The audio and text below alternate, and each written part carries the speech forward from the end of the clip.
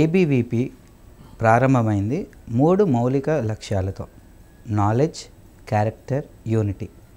ఈ 3 అంశాలు కాకుండా మిగతా రాజకీయ అంశాల్లోకి ఏబీవీపీ ఎక్కువ తలదూరుస్తుంది అన్నది ప్రగాఢంగా ఎక్కువ మంది నమ్ముతున్నారు. సో దానికి సంబంధించి మీరు ఏమనుకుంటున్నారు? ఏబీవీపీ 3 అంశాలు ఏదైతే జ్ఞానం, శీలం, ఏకత, ఆ జ్ఞానం, శీలం, ఏకత కూడా విద్యార్థి ఎవరైతే ఉంటారో ఆ స్టూడెంట్స్ యొక్క వెల్ఫేర్ కోసమే ఏబీవీపీ పనిచేస్తుంది. అందులో భాగంగానే రాజకీయాలు అనేది, ఇప్పుడు రాజకీయ నాయకులు ఎవరైతే ఉంటారో వాళ్ళు తప్పు చేస్తే ప్రశ్నించాలి, అది మన యొక్క లక్ష్యం. ఎవరైతే ఉంటారో వాళ్ళందరూ ప్రశ్నించాలి. అదేవిధంగా ఎవరైతే ఉంటారో మన అందరూ ఈ సమాజంలో మొత్తం కూడా కీ రోల్ ఎవరైతే ఉంటారో రాజకీయ నాయకులు వహిస్తారు. ఆ రాజకీయ నాయకులు సరైన విధానంలో ఉంటే మనం ప్రశ్నించాల్సిన ఒక అవసరం ఉంది. కాబట్టి దానికి మనం ఎవరైతే తప్పు చేస్తారో వాళ్ళని ప్రశ్నిస్తాం. ఆ ప్రశ్నించే సమయంలో ఏ విధంగా అయినా వాళ్ళు తీసుకోవచ్చు. ఆ యొక్క ప్రశ్నించే సమయంలో మన పరిష్కారం అవసరం, విద్యార్థులు న్యాయం జరగాలని చెప్పి ఏబీవీపీ పోరాడుతుంది. అంతే. రాజకీయాలు అన్నింటిలో కూడా ఏబీవీపీ ఎప్పుడు తలదొచ్చదు. ఏబీవీపీ అంతిమ లక్ష్యం ఏంటంటే విద్యార్థి యొక్క బెనిఫిట్స్ కోసమే. సో విద్యార్థి యొక్క బెనిఫిట్స్ గురించి పెట్టిన ఏబీవీపీ కాలేజీలకు సంబంధించిన ఎలక్షన్స్లో కానీ, ఎలక్షన్స్ తర్వాత కానీ ఒక యుద్ధ రంగంలాగా తలపించేలాగా ఎందుకు పోరాటం చేస్తుంది? కేవలం అది మీ సంస్థ కానీ, మిగతా విద్యార్థి సంస్థలు ఏవున్నా కానీ విద్యార్థుల గురించి ఉన్న సంస్థలు.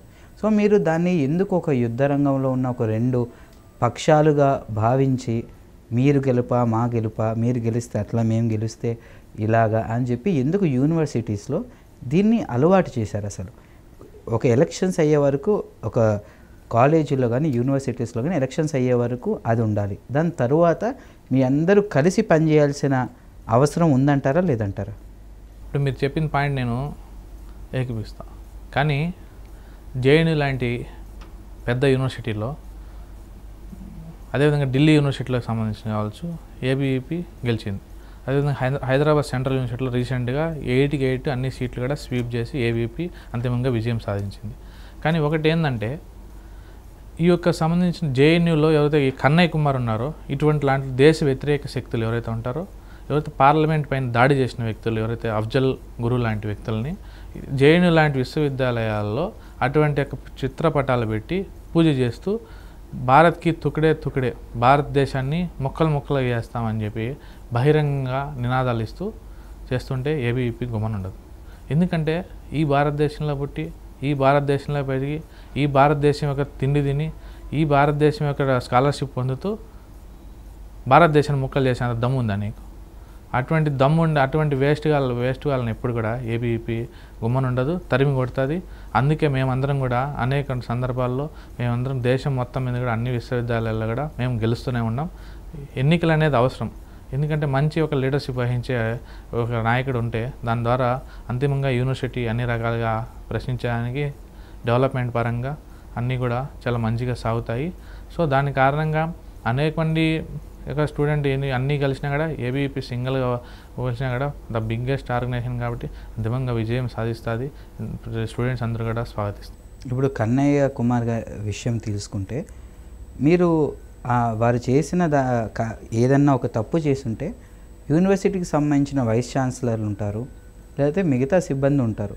మీరు వారికి కంప్లైంట్ చేయొచ్చు, వారి మీద చర్యలు తీసుకోమని చెప్పి గవర్నమెంట్ని అడగవచ్చు, లేకపోతే యూనివర్సిటీని అడగవచ్చు. అది వదిలేసి దేనికి మీరు ఒక ప్రత్యక్ష యుద్ధానికి దిగవలసి వస్తుంది? అంటే యూనివర్సిటీల్లో ఒక వ్యక్తి ఏదైనా తప్పు చేస్తే ఈ ఆర్గనైజేషన్ మధ్య ఒకరు దాన్ని ప్రోత్సహించి, ఒకరు దాన్ని వ్యతిరేకించి, అది ఒక పర్సనల్ అటాక్ కింద మారడం కంటే నిజంగా ఒక ప్రొఫెసర్స్కో, లేకపోతే వీసీలకో, లేకపోతే ఇంకెవరైనా అధికారులు ఉంటే వాళ్ళకో కంప్లైంట్ చేసి దీన్ని సామరస్యంగా పరిష్కరించే మార్గాన్ని ఎందుకు ఎంచుకోవట్లేదు?